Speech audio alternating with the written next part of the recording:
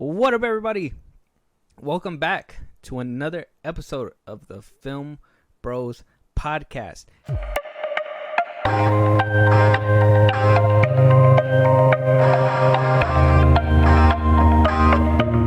Right now, we're live streaming, so to those that are coming in, welcome to the Film Bros live stream as well. Yeah. We're kind of making it a thing, and to kind of give you guys a good for the podcast listeners out there that haven't caught a live stream yet. Yeah. We are going to start live streaming. Follow us on Twitch at Film Bros Podcast. No exclamation mark, no spaces. I'll fix it later.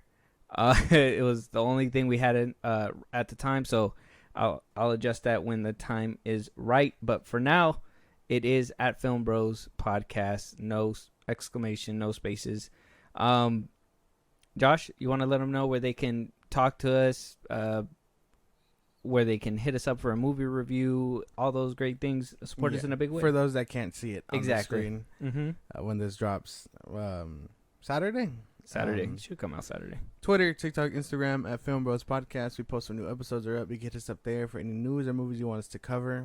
We also do TV shows, as you'll see in this episode. Listen to us wherever you get your podcasts at Film Bros Podcast. That's Spotify, that's YouTube Music, that's Apple Podcasts. We're on a bunch of sites. Go check us out anywhere you get them. Even places I didn't even know they would be. They're on Google Podcasts. Yeah, Google Podcasts. If you guys have Google. Didn't even know Google made. Yeah. Google had something like that. Hey, Google, play the Film Bros podcast. Exactly. Doesn't that sound cool? You can list it on your Google Home or whatever. That sounds sick. Support us in a big way. Buzzsprout. The link is in those bios of the socials I just gave you at Film Bros Podcast. Special perks to those that subscribe, like shout outs and things only made for subscribers. So why wouldn't you want to support us? And we recognize you for helping us out. And then you get little side things on top of that people wouldn't normally see. And then when it's all said and done, you can subscribe to our YouTube at Film Bros Podcast. That's where all our episodes are too. Yes. And just to stretch it even more, Twitch is where we will be live streaming.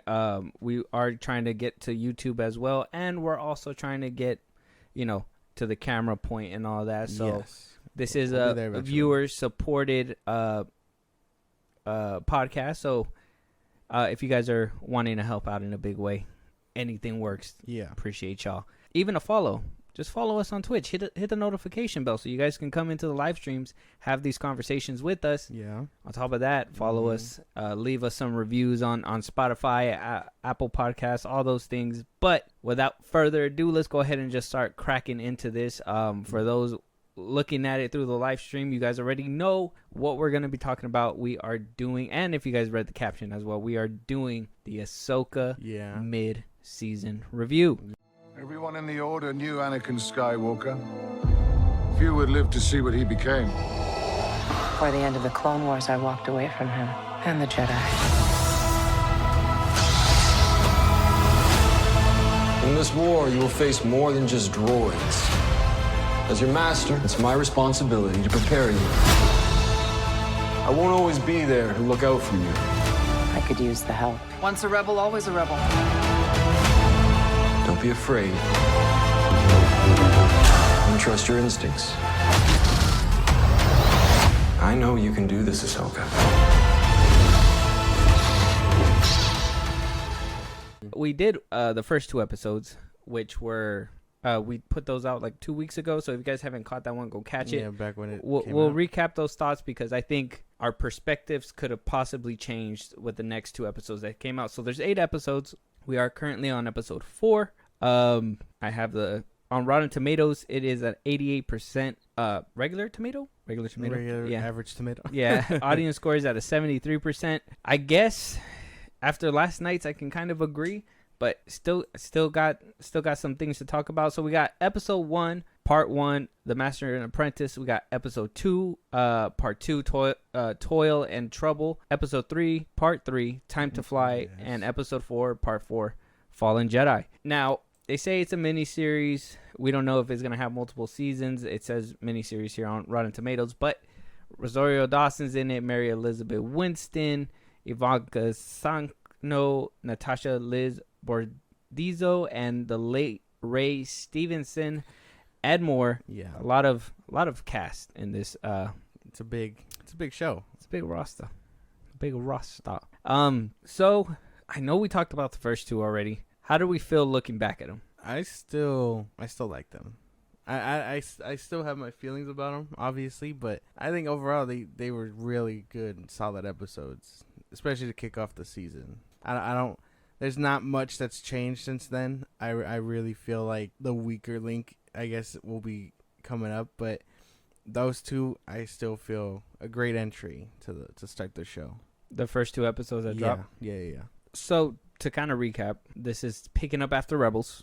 This show is supposed to pick up after those events, a little bit more down the road after the events of Mando and all that stuff. We see Ahsoka reunited with Sabine Wren. The beginning, they what happened in the first one? Remind me again. I rewatched them too. That's the funny part. For those, quick recap, I guess. So the first one introduces us to Ahsoka, where she's been trying to do past when we've seen her in Mandalorian and Book of Boba Fett. If you guys can call her there, she's looking for a map to find Thrawn and Ezra.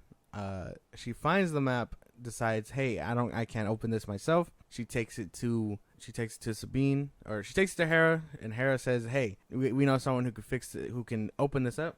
Yeah. And she takes it to Sabine. Sabine opens it up. It shows the map. We also find out that someone else is hunting for this map, the bad guys. That's Ray Stevenson, right? He's a dark Jedi type. Ray Stevenson, Balin Skull, and Shin Hati. Oh man, Shin, like she's killing it for me. And don't forget the Inquisitor. Yeah, the Inquisitor, Morok. Yeah, Morok. Yeah, that's his name. Merrick. Whatever, however you want to pronounce it. I say Morok. And then that's basically sums up the first episode. Second episode picks it up from the first one. Sabine was stabbed. Kind of a big spoiler there. She was stabbed in the first episode.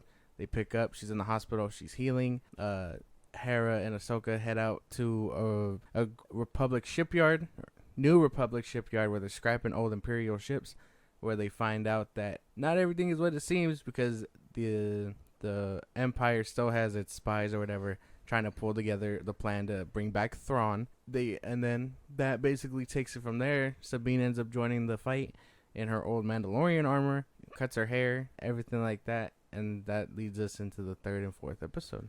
Yeah. So I'll let you guys know my thoughts real quick, and I'm gonna bunch the third one with the first two because I believe that those three belong in a bin together. So what happens in the third one is what do they do? They get all this evidence from what happened on Corellia. That was the planet that happened, right? What happened on Corellia?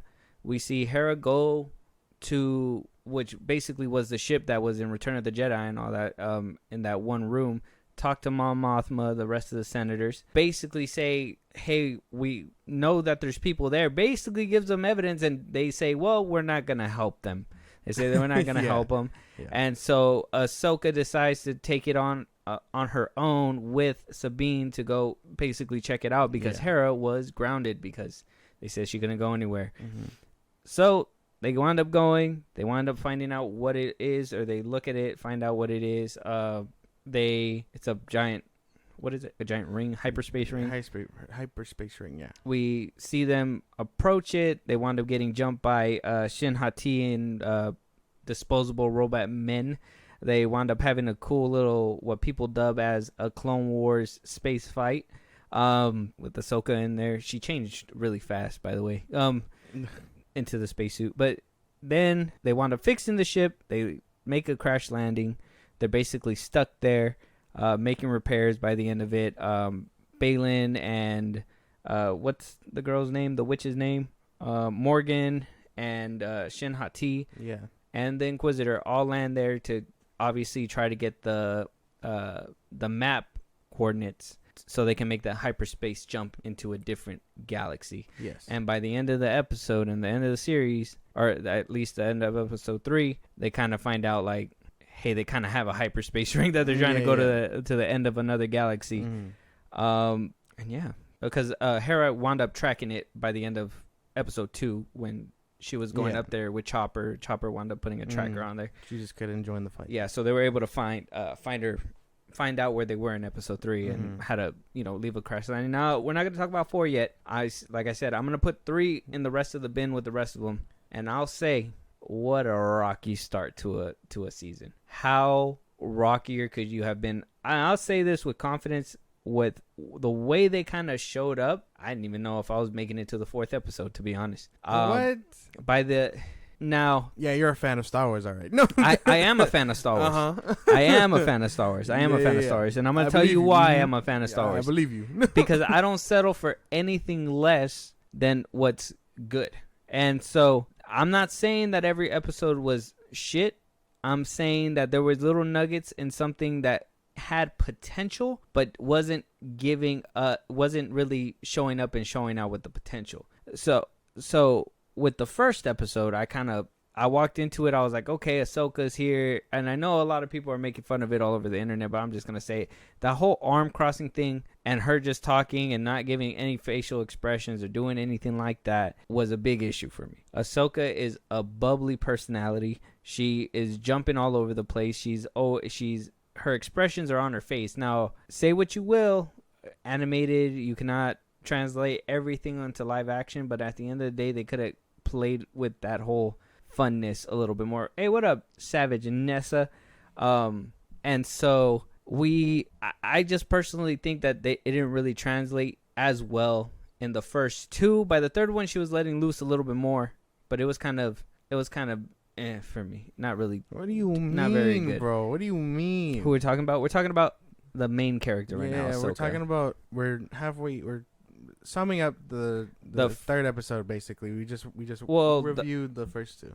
Yeah, we reviewed the first two, but we're running down the first 2 with the 3rd episode. Because, I said, it's not a bumpy ride. I'm gonna put them together. No. It's not a bumpy start. I think you're tripping for real. I really think like I don't know what your gripe is. I really want to pick your brain about it, but it's tougher to get there because you're giving me nothing to work with. Like, you can't even give it a positive, is what I feel like. What, Ahsoka or the show? Ahsoka, like the show. I guess in essence the whole thing, but I guess deep down we're gonna start with Ahsoka since you brought it up. Well, yeah, like Rosario Dawson. That's her name. Well, I just told you why. What happened? She's grown up. She's mature. She's not gonna be the same kid that makes those same mistakes. By the time she was faced off against Maul the last time in the Clone Wars, she was like. I'm not talking about what she's like. I'm talking about her mannerisms within the show. Like the fact that she is not this bubbly character that was on animation or anything like that. Now I understand from animation to live action, like I told you, doesn't translate well, but they could have made her do a little bit more. And I get it, the practicality, whatever, you're probably going to bring up prosthetics is a problem and all that stuff. That's fine. But at the end of the day, if you're not giving us the same character we remember, it's not necessarily that same character. It's not that it's not the same character you remember. She's just mature. She's older now. She's not the same kid. I seen her in Rebels. She is not the same age as she was in Rebels. She had to be young in 20s. Well, by the end of Rebels, she was more obviously she was more serious because of what all the events that happened and what happened with Ezra Bridger and all that stuff, and wound up taking Sabine Wren as her Padawan or whatever. Yeah, and when you have to be that teacher, you have to grow up yourself. Do you feel the Ahsoka that we saw in the first 3 episodes was the same Ahsoka that we saw in The Mandalorian? Yeah. You're tripping. You don't think so? No. Really? Not in the first 3 episodes, no. Not well. Maybe because it's a Filoni and Favreau transition in writing. I don't know who wrote those episodes in between, but maybe it's because it changed hands. With Boba Fett, that was Filoni. And Mando? Yeah, and Mando.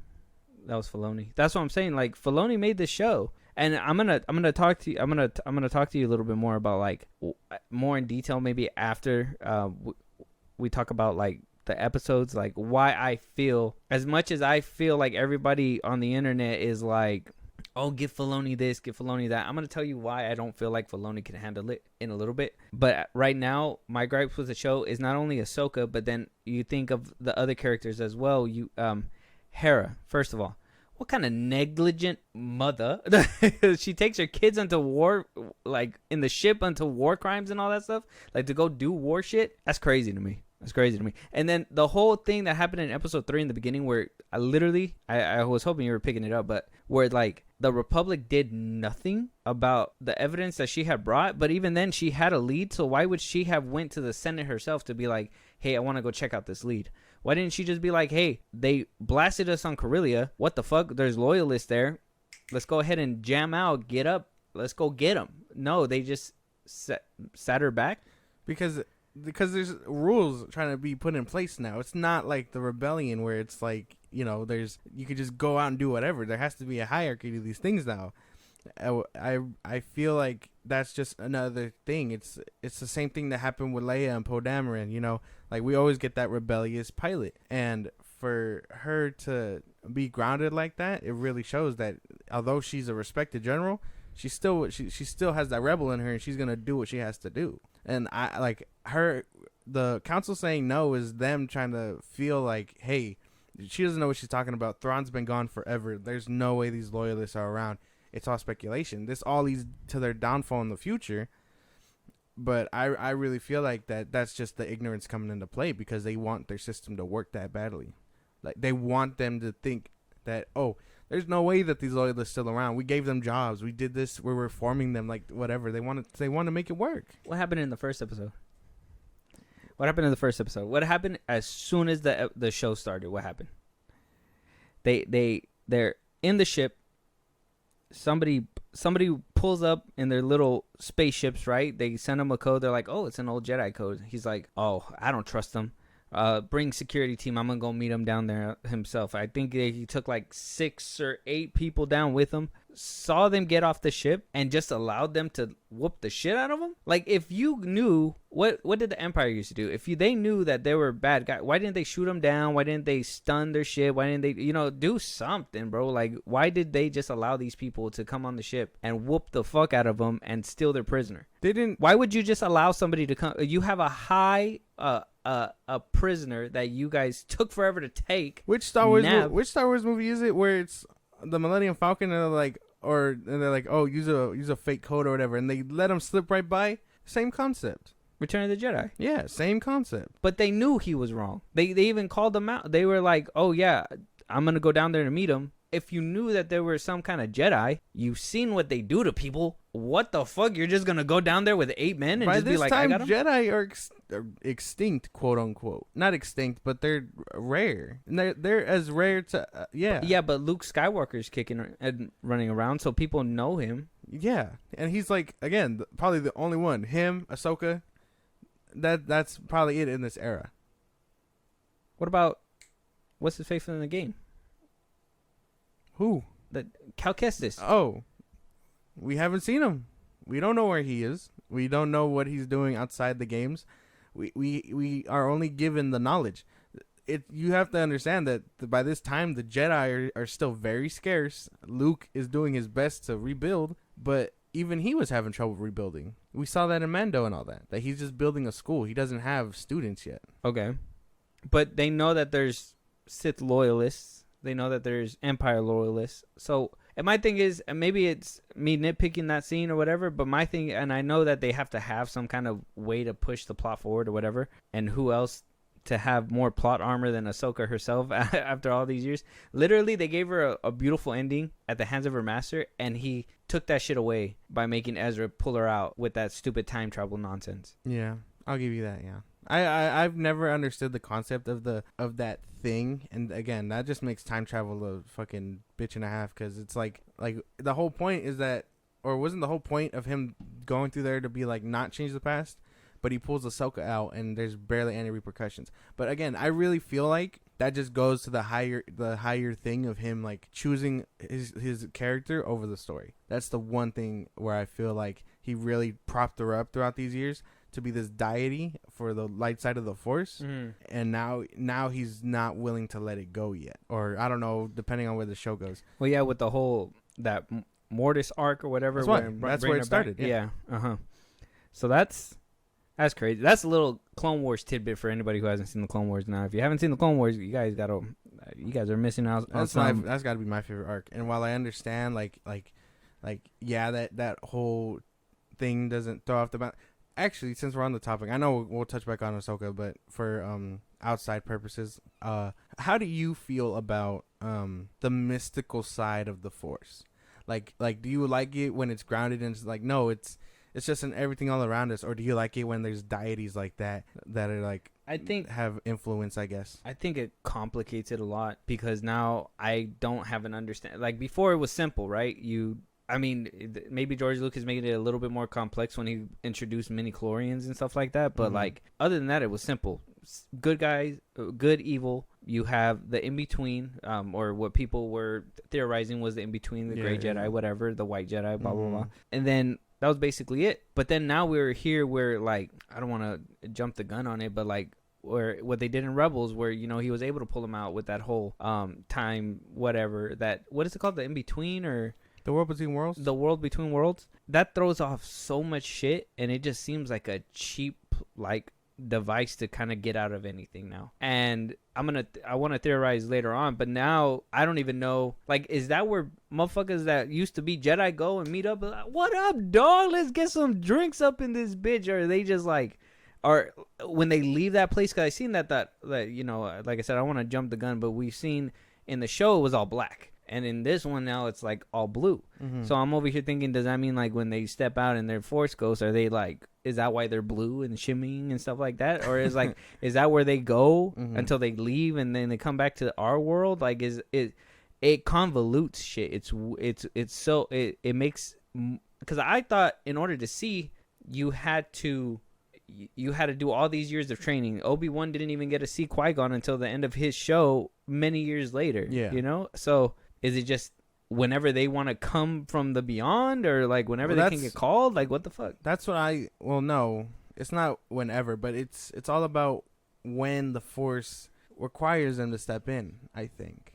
And it allows them to have that ability to show up. I'm not too sure. I don't think it's a lot of like, I don't think it's like, oh, I'm gonna show up whenever, but it's like when the Force decides, hey, you gotta step in because they need motivation or whatever the fuck. And I know that's a cheap way to say, oh, the story needs them to come through, but like story wise, I really believe like it. I think we've been told canonically that it's just the Force nudging the person in the right direction. So like when we see Luke talk to Rey in the Rise of Skywalker, what do you call it? He had to step in there.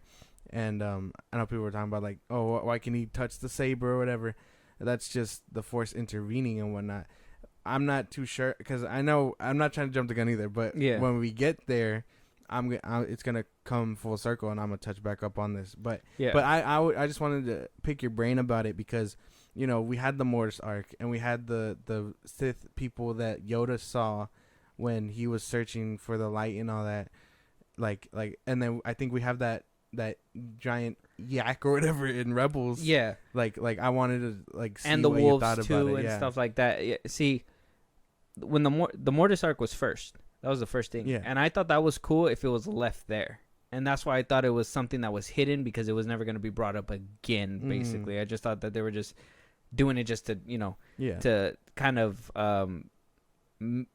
maybe tease the viewers with a little bit more depth, but not completely derail the whole shit. But then we seen it again with that Yoda arc, and I was like, okay, this one kind of makes sense. And them introducing Darth Bane within that universe is great in that way. At least we know that he did exist, and he did have this following before he died. Exactly. So it kind of paid tribute to the extended universe. But like when they started getting into it with Rebels, it just became more convoluted, and now people, I know people say Filoni isn't using it as like a time travel thing, because I guess somewhere in an interview he said that. I haven't looked it up, or I haven't found it, but I guess that's what's being thrown around. But I'm like, it's most definitely that. And like I said, maybe we should stop talking about it, because I'm going to start dipping into the questions that I have for that later on. Okay. It's going to make sense later. But back onto the episode 3 But I would say with episode 3 and the first 2, there wasn't enough. The lightsaber fights were cool. I will say they do better lightsaber fights than Obi-Wan. that one we saw in Obi-Wan, because that shit was just like a glow stick. I told you I was worried about the the way that they shimmered and stuff like that. In the first couple episodes, Ahsoka's was kind of meh. I really liked Ezra's lightsaber when it lit up in the dark. The green. The green, it was really nice.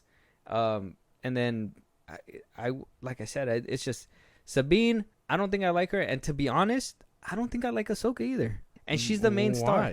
I don't like her because I feel like they threw her in there saying like you've already know who she is. You've seen her all the time. You like this character.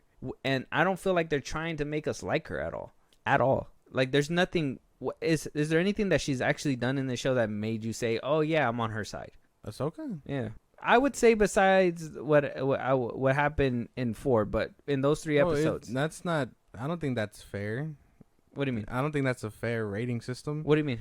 We like, because we know these characters. We're meant to be on their side. What do you call it? When you watched Obi-Wan, you're telling me that you didn't feel for him until he got the Force back? Like, what do you mean? Like, I think that rating system is kind of unfair. No, and I'm going to tell you why. I like the villains in this show more than I like Ahsoka. I liked Balin. I like what Shin Hati is doing. I think I can tell you why. Why?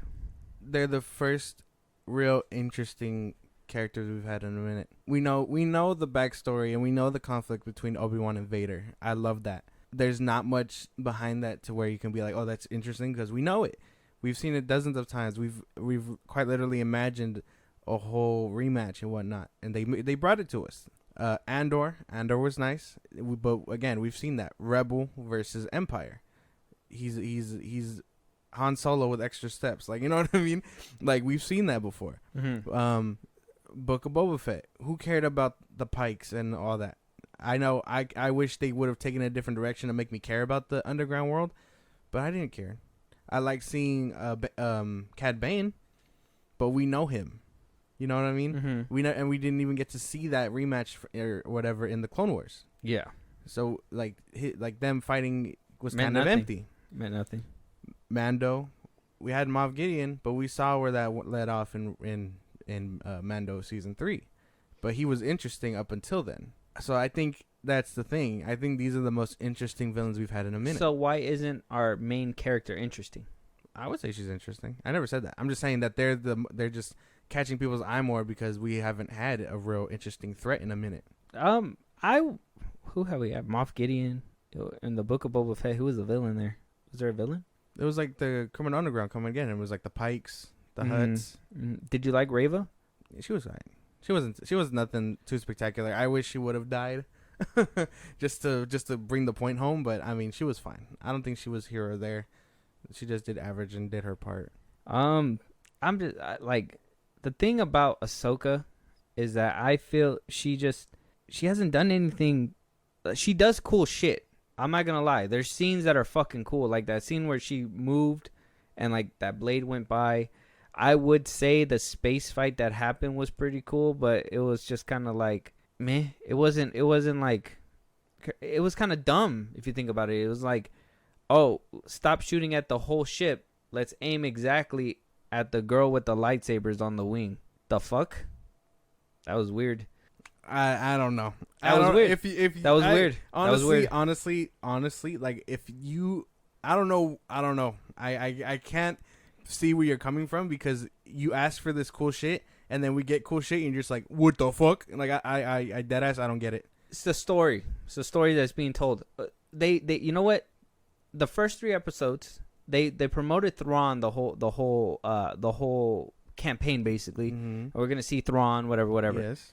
And I know that shit needs to happen in order for this show to happen. I know things need to happen. I understand that. I understand that there needs to be certain obstacles and challenges that she needs to deal with in order for her to get to the point where they're at now. Yeah. But they're stupid obstacles that are made on their own since the very beginning. The letting the 2 guys on top in there, and then on top of that, the dialogue is kind of not that great, and then the expression that Rosario Dawson is giving in this like portrayal, and at least I'm telling you, at least in the first 3 episodes, I don't know what it is. I can't tell you what it is. And I'll even say too, The directing by Filoni was kind of garbage in the first one. I don't know what it is, man. I even want to go down to the dialogue and say that it feels more like Star Wars animation dialogue than live action dialogue. Like, it doesn't seem like he switched gears at all. It seems like he's... And it's been an issue with everything. And the thing is about Filoni, he's been playing it smart. He only picks certain episodes that he knows he could show up, show out, do the things that he wants to do. And he does cool shit. I'm not saying that he doesn't. I think he's a great creative. I just think that certain things, dialogue written, we can admit, even with George Lucas too, like, he wrote the dialogue and you're just kind of like, we give it a pass because at least some cool shit happened. But in the first 3 episodes, not a lot of cool shit happened to counterbalance the other blatantly obvious things that were happening. I can't agree. There's no way. I think there was a lot of cool shit. What do you call it? A lot of it. I'm telling you, there's cool scenes. Yeah, that's cool shit. So, like, what are you saying that you don't like the story in which cool shit is being happening? Like, I'm trying to wrap my head around. You need to give me a little bit more. I just think that you're on a high with the rest of everybody else right now. The new episode that came out is amazing. I get it. But the first 3 episodes... The first 2 episodes, I will admit, this one is the weakest one. It does have cool stuff, but that runtime, I feel, hurts it the most. Like, the 30-minute runtime. In the third one. Yeah. But the first 2 episodes, honestly, like, came out swinging, I feel. There's no way. In the beginning. But you're not going to tell me and sit there that you didn't get a little bored. I didn't get bored. No? No. I had the same feeling that I had when I watched Mando season 3, when they focused off Mando and they followed those 2 imperialists or whatever. Mm-hmm. Like I wasn't bored. I was more intrigued because for me, I feel like you need things like that before you can also get back to the fighting and the clashing of it all. Mm-hmm. Mm-hmm. It's a necessary thing. And while people want to be like, "Oh, it's boring" or whatever, well, we know what people think when it's boring. Andor didn't get the things like that because they thought it was boring and it was slow. But it's for the big buildup, you need those scenes for context. Yes, but Andor wasn't boring. Andor was actually interesting, and every single episode had a reason to exist. No, well, they called it boring because no lightsabers or nothing like that. Exactly, and I understand that, but it wasn't boring. It was actually very interesting. It played with your mind. There was a lot of ideas that were played on that show that were executed perfectly. And that's going to play into what I'm going to talk about towards the back end. But as of right now, I think the first 3 episodes kind of tells me that maybe that, like, though he, like I said, he does cool shit. I like the things that he's been putting out, but the plot devices he's putting in there in order to push things forward, the bad writing, in my opinion. There's a couple weird lines that were in there. I don't want to sound like I'm trying to be like super nitpicky, but there was a lot of things where like conversations just needed to fly by. What did you like about the first 3 episodes? I need to hear what you liked. I liked a lot of these first 3. I What'd liked seeing our heroes back. I obviously like the bad guys. I like the lightsaber fight scenes. I know the first time she fights Marok was kind of lackluster, but I thought it was kind of nice the way it ended. I like that. I honestly like the witchcraft of it all, which is really funny. You like that Sabine got stabbed and still stood up afterwards, or not stood up, but recovered. Yeah, I I know I know that face you just gave me was like a what the fuck thing, but I can wrap my head around that shit. I can wrap people surviving lightsaber stabs. Yeah, where they are in time. There's a lot of new medical things where she got stabbed specifically. I really feel like it was recoverable. She wasn't trying to kill her because I feel like she knew that there is, not only does the story need to progress, obviously, but I feel like I keep forgetting the chick's name, the bad one, and I know she's like sick as fuck, and I know it's mad disrespectful. I forget her name, but she's cool. Which one? The chick, the white girl. Yeah, Shin Hati. Yes, I like Shin. Like she's killing it for me, and I think so too. I think the villains are the most intriguing part. Like yeah, but I think there's gonna be a lot more there, and obviously we've seen that with the last episode, but honestly, there's a lot here going on where I'm still very much interested. Not just because of the last one, because the first two roped me in like nothing. So you were a sucker since the beginning. I'm not a sucker. I'm just enjoying what I enjoy. I think the fact that we've gotten a lot of shit really elevates the bar for this one. I think we got a lot of low tier stuff that this tastes like a filet mignon, but really it's, steak you could get at Food Max and maybe cook really good at home. No. That's downplaying the fuck out of this show. And I don't understand. Like the last movie we had, you didn't like, but you liked The Last Jedi, and you just haven't liked anything since. Really? I like other than Andor, Mando season 1 and 2. I like what he kind of did in Book of Boba Fett. Obi-Wan. As soon as I seen a little girl outrunning a grown man, I knew it was over. I was like, God damn, already? And the Inquisitors, the way they looked in live action, wasn't really breathing a lot of life into it either. Look, man, the thing is, I'm a Star Wars fan, bro. I love Star Wars. I'm a Star Wars fan too. I love all that shit, but I know you're harsher. No, listen, but I know a bad show when I see it. And it was, the first 3 episodes weren't good. I could be honest. Though with all the nice shit that was in there, I can be honest and be like, no, there were some marks that he missed that, in a TV show it's easy to probably skirt by, but I'm seeing this man as a man who's going to be making our movies, that is potentially becoming the person who's going to spearhead everything. And if he's already, and I'm going to, like I said, we're going to talk about that right there, but if he couldn't at least get 3 episodes off the ground, the ones that he started with, by the 4th one, come on, 3 should have had me roped in from the first one. The first one started off kind of weird. I got a little bored in the middle of the first one, but it picked up. The second one, the beginning was kind of, that shit was weird. Ahsoka was standing there with a bomb was about to set off, but you said a second ago you didn't trust her, but yet you're going to trust that she's going to disable the bomb for you. So do you have trust issues or you don't have trust issues? Like what's the game in this show? Does Ahsoka have trust issues with her or does she not? Because it doesn't seem like they can pick a lane. Tell me. Oh my goodness, man. And now she's picking her up at, what was it, episode 3, where she's picking her up under her wing. So it's like, okay, now she's cool with it. And let's be honest. If we want to throw in a little bit more into it, Sabine wasn't really necessarily the trustworthy person anyways. Back in Rebels either. Wasn't she the one who helped destroy Mandalore? Or something like that? Or she built something, right? And the Empire took it and they destroyed Mandalore, and that's why she was in exile on Lothal? I'm trying to remember. I think that's what happened, right? I can't remember. I have not seen Rebels in a long time. Yeah, if my recollection, anybody can correct me if I'm wrong. Y'all know where to at me. But from my recollection, she was the one that helped the Empire destroy Mandalore, and she had to go into hiding. Yeah. And then at some point, they told him, was it in the first 3 episodes she said it, where she got her family killed or something like that? Yeah, that's what they mentioned. Yeah, and it's like, okay, that would have made for a hard-hitting flashback in the 2nd episode. Maybe when she was unconscious or something, like we could have seen what happened between that and why they have trust issues.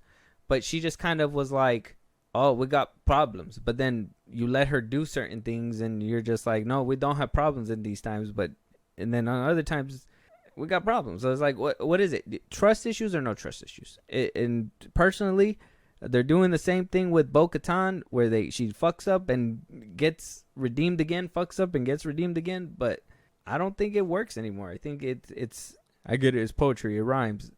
Stop using that. George Lucas meant that for his universe. Now at this point, they're just trying to copy. No. And imitate. There's a couple scenes in there where I seen that they were just trying to goof off and riff off what happened in the OG trilogy with the whole cockpit thing and everything. I'm like, I get it, I understand it. I seen the little tweets too. It's like poetry, it rhymes. No, it's imitation. They're trying to copy what made a bunch of money, because right now it's not making a lot of money. I will say the CGI and the VFX miles ahead of Marvel. I don't understand where the disconnect. They're under the same umbrella, but I don't understand where that disconnect's at. That shit's crazy to me. How they're doing it like crazy. The ships, beautiful. The space is beautiful. I love that aspect. I say they fixed the lightsabers. I will say that they did. One of my gripes with these whole shows, especially with Obi-Wan when it came out, was the glow stick shit. It looked weird. Looked completely weird. This one actually looks like a lightsaber. It vibrates. It lights up. It looks clean and crisp. I think they improved on that. So CGI wise, whatever they're doing, and it doesn't look like all fucking, just background like it did in Obi-Wan. The TV screen. I'm starting to believe it just depends on the filmmaker and the eye to use those things, because I'm starting to think that now I've seen a few directors use that shit that it's not working out for everybody. Yeah, no, the CGI here is doing really good.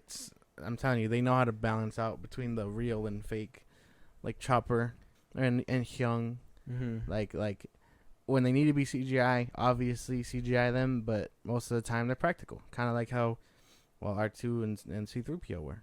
Yeah, it's cool. I like that aspect, but for the most part, the first three had lost me a little bit. That's crazy. But there's no way. Do you have any more rebuttals for the first three? You got anything else to bring up? Because I'll tell you, I'll fight every single one of them with weird points and like my boy, there was literally Sith loyalists or Empire loyalists on Corellia. You're telling me that this Senate wouldn't have been like, you guys got witnesses and people that seen this happen? Bring them in. We need to chase these motherfuckers. They're bringing back. Listen, they are bringing. Listen, they're bringing. Listen, they're bringing. Listen, they're bringing back Thrawn. We need to hurry up. We need to fucking get these guys. Do you, Mon Mothma? You know who the fuck I'm talking about? Thrawn, the blue dude with the red eyes, the evil guy, the one with slick back hair. He's fucking crazy, bro. We need to stop him.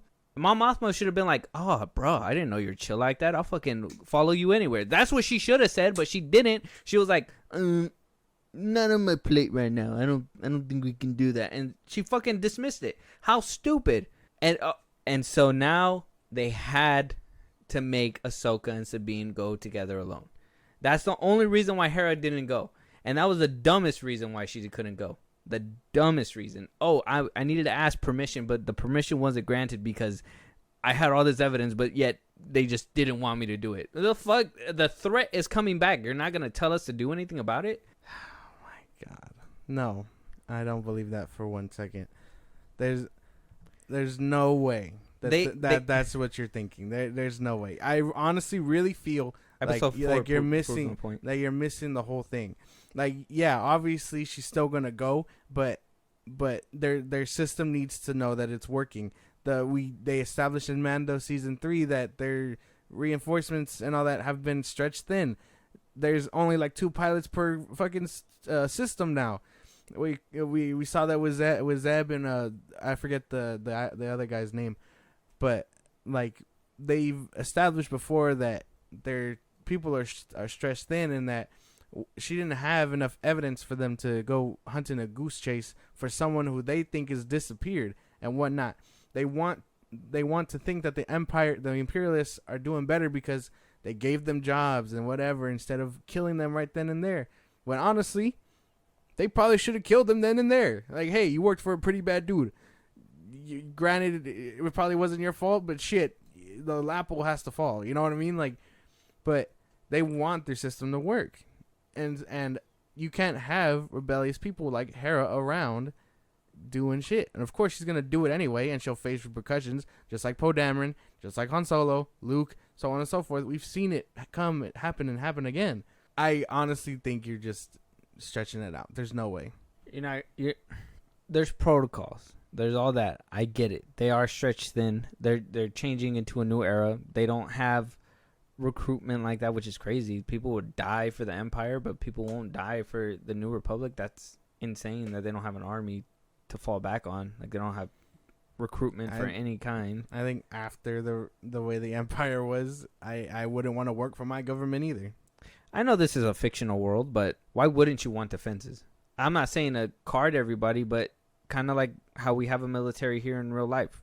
Have an elective military. If you turn 18, you want to go to the military, you can. If you choose to do something else, you do something else. That's not an excuse. I know it's a fictional world, but like at the end of the day, that's what the Empire had, and I'm sure that's what the Rebels have. No, the Empire was saying if you love your Empire, you're gonna sign up. If you don't, you're not gonna sign up. That's why. And then what did they do in the newer movies? They went back to cloning. Did they go back to cloning in the sequel trilogy? No, with Finn, no, FN and all that. No, they were raised, kidnapped and programmed. They were kidnapped and like brainwashed. Oh, okay. See, that's even harsher. That's worse. A voluntary army would be pretty good. Because, I mean, what are these guys that are signed up right now, and like Carson and them, are they just fucking being told that they have to defend people? Well, they've been around, I imagine, since the rebellion. That's true. So maybe just the rebellion would be a part of it then? And that's why. And if no one's signing up, I would imagine it's because the Empire did them dirty. No, because you would still find, kind of like the Empire, like you'd still find people that ride for the Republic and stuff like that, to the point where they would want to fight for the Republic. I don't know.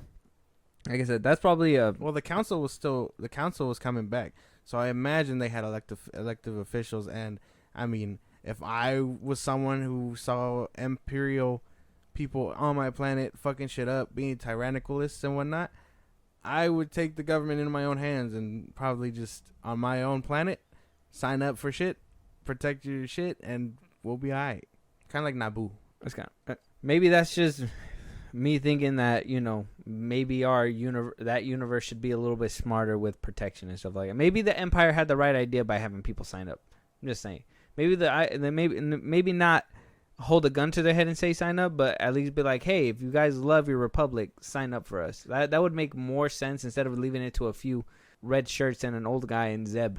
Well, they were trying to. I mean, Cara Dune was supposed to be one of them. I was going to say, I think Carson is basically filling her spot at this point. Probably. I think she was supposed to be in all this. He was supposed to do it, and then they approached the sheriff of that one small town on Tatooine, and then they asked Mando, and he denied him. So, and then we seen it with in Mando, what's his name? When they rebuilt that place or whatever and protected it from the pirates, they were like, oh, the rebels won't help here or whatever because we're our own system, and besides, we don't want their help. Let's take it into our own hands, and they did. Granted, Mando had to come in and save their ass, but, I mean, they decided to handle it themselves. I know what you mean. I get you. It's just, they should have just done it. It would have been smart to help themselves, right? It would have been smart to help themselves. Yeah. Realistically speaking. I know it's a fictional thing, but realistically speaking. Well, that's why. I mean, my views go against theirs, and obviously you sign up for the government. They help you out when you call for help or whatever. But if they're stretched thin, no one's signing up, you kind of, at that point, have to take it into your own hands.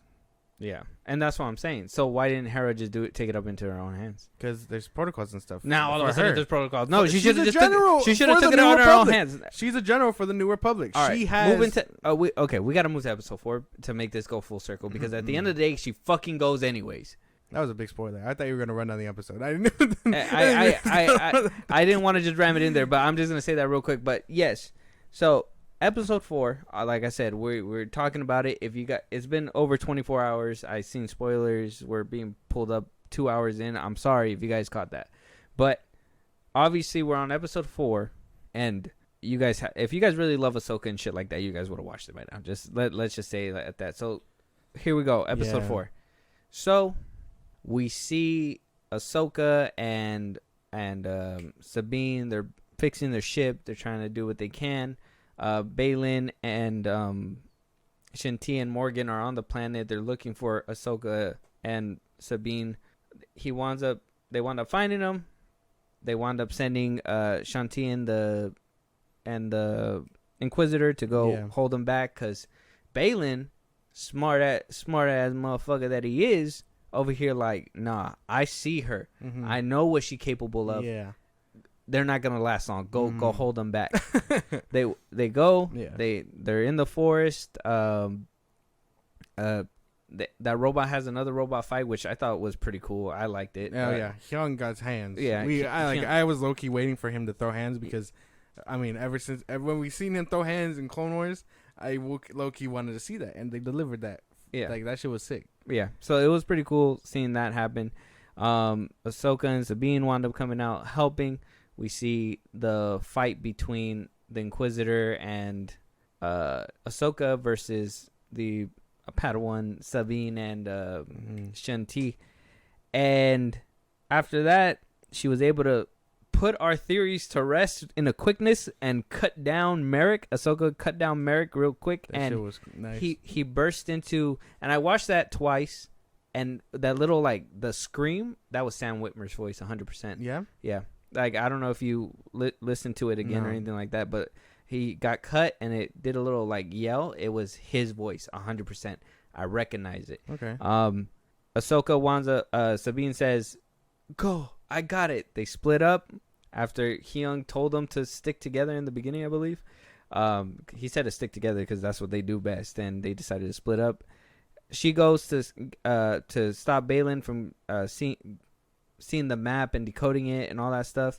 They have this amazing showdown. Fucking great. Baylan, Ray Stevenson gives an amazing performance. This man right here gives him an amazing performance. Had me with my eyes glued to the screen, bro. Like that, he had that performance, and motherfucker got the dog in him. Roar, roar, roar. Fucking this man swinging that shit like a fucking like a heavy ass sword. Like the fight between them was crazy. It was weird. Why did Ahsoka only pull out one blade? Was she keeping one hand free for the map, or what was that about? I would imagine it was. I imagine it's because she doesn't know their fight style, and while she was able, maybe it's because it was one opponent, because she pulled them out when she was fighting. She pulled out both of them when she was fighting the multiple men around her at the ship. Yeah, but I imagine because she's not surrounded and it's just one opponent, she brings out just one to analyze their fight style better, is what I imagine. Okay, so they have the fight. Baylan winds up whooping ass. Winds up knocking Ahsoka off a ledge. Sabine is holding the orb. Oh, wait, no. Ahsoka tries to grab the orb first. Burns her hand. Basically messes up her whole flow. Winds up getting wrecked by Baylan. Sabine is holding the orb, wanting to destroy it. Gets Baylan knocks off Ahsoka, and then she, for some reason, can't shoot the damn fucking orb. She shoots at Baylan instead. It can't shoot the orb. I thought it was the coolest thing. He basically read her, sensed her conflict, and used it against her. Yeah. And now Sabine is rolling with the bad guys, and to hopefully get to Ezra. Basically, and they go off. Right. That's it. They board the ship, and then next thing you know, Hera and them wound up. Oh yeah, Hera, let's fucking go now. All of a sudden, let's go help Ahsoka. I don't care what they say. I'm gonna get punished for it later anyways, right? Fucking, hey son, you want to come with me to kill some bad guys? Let's go. They wound up going, having the little flight of their life, and then boom, the ship is about to take off. The giant fucking space ring about to take off, and man, the visuals when that shit took off, they did not need to go that hard. They did not need to go that hard. Mm-hmm. That shit was insane. It made the two plane X-wings fucking collide. That was fucking fucked up. crazy. Yeah, that whole light speed jump, that shit was insane. I don't know who. I seen the director. The director was the Spider-Verse director, the first one. He was one of them, and so I was like, damn, like this fool. He was cooking. He put some artwork into this one. Cooking. And then we have this scene, an aerial view, if you will, of the landscape of the planet they were on. Yeah. And then it turns into the ocean, and then next thing you know, you see that, and like I said, spoilers, but Ahsoka's not dead, but she's in the worlds between worlds. Yeah. And then the craziest thing happens. You just hear "Hello, Snips" in Hayden Christensen's voice. Yeah. You turn around, and there he is with the butteriest face, but Hayden Christensen in his glory. And then it cuts to black with the little Vader tone at the end. Vader's theme. It got people guessing. Mm-hmm. So, with that, Josh, what did you like about this episode? What intrigued you? What made you? I know you didn't like it, so you're probably gonna ask me the question: what made me change with this episode a little bit better? And I'll give you this more in detail. But for now, what did you like about this? What did you hate about this episode? And is it? Start off with this question first, okay? Okay. Because I've been seeing this all over the place. Okay. And this is what, and I'm gonna explain to you why I said why I feel like you're on a high. Okay. Because everybody, best Star Wars episode to date, best Star Wars show to date. What's that? That Star Wars dude, the one that was like making a big deal that Disney didn't invite him to whatever for free or something like that. I don't know. The Star Wars guy, the one that everybody makes fun of because he's a crybaby or something. Damn, I know what you're talking about. Yeah. I don't know his name. I don't want to give him credit. He said that it's the best piece of Star Wars since George Lucas gave it up. No. And so like he is out here, like everybody's praising this episode like crazy. Okay. Do you feel like it is the best piece of Star Wars that we've gotten since George Lucas gave it up, basically? The best piece of Star Wars since George Lucas gave it up? No. There's no way. It's good. It's definitely up there, but it's not the best thing. There's no way that in the few years that we've had it, because we've had it since 2014. They've had it since like 2014. Yeah. Star Wars. Mm-hmm. There's no way we're coming up on a decade, and you're saying that this is the first thing. There's no way. I love the sequels. I love season 7 of the Clone Wars. I love the Bad Batch. I like Mando. I love Andor. Like, we've had so much good shit. There's no way. But this is good. I'm not trying to take away from that. It is good. Mm-hmm. I honestly really love everything in this episode. I like the battle with Hyung. I like the lightsaber duels. I honestly really did enjoy that they put our little theories to rest quite quickly with Marok.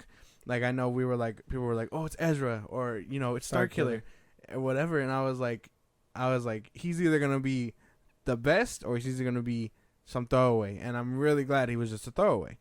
I didn't hear the scream. I don't think he's a throwaway. I got some theories. Yeah. Mm-hmm. Okay. Because I mean, the smoke that comes out of him looked like Night Sister magic, so that's the best. What can she do? What can that do? I don't know.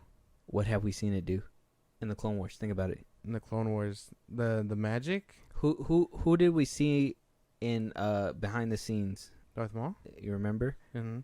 Save it. Okay. Draw that picture later. Put a pin in it. Okay. Don't let me forget. But, I loved everything like that. The biggest takeaway from this, honestly, is the lightsaber fights. Like, I know that that was a big point in this episode. Every motherfucker that was crying, oh, Star Wars didn't have lightsaber battles. My brain can't fathom but the politics in Andor. Like, they probably were eating this shit up, and I was eating this shit up too. But oh man, it was so good. So, like, the difference between Sabine and Ahsoka's fight scenes is crazy. You have two people who are slightly trained. Obviously, Shin is more trained than Sabine, but you can tell that they're like more reckless with their fighting, if that makes sense. They're more aggressive. They're trying to survive, and with Ahsoka and Balin's fight, it's like a dance. Mm-hmm. Like, that shit was insane, and like her style is more like samurai, and like you said, like Balin's is more like a knight. He wields that bitch with two hands, and with each swing he has power in it. And like we've played For Honor. It's like that big ass knight where he carries that big ass blade and he swings it like no tomorrow. And it's like every time they clashed, it was like two different things coming together. The lightsaber is when they ignited, bro. Yeah. When his ignited, I was like, damn. Like it was such I was like that. That was me. Just,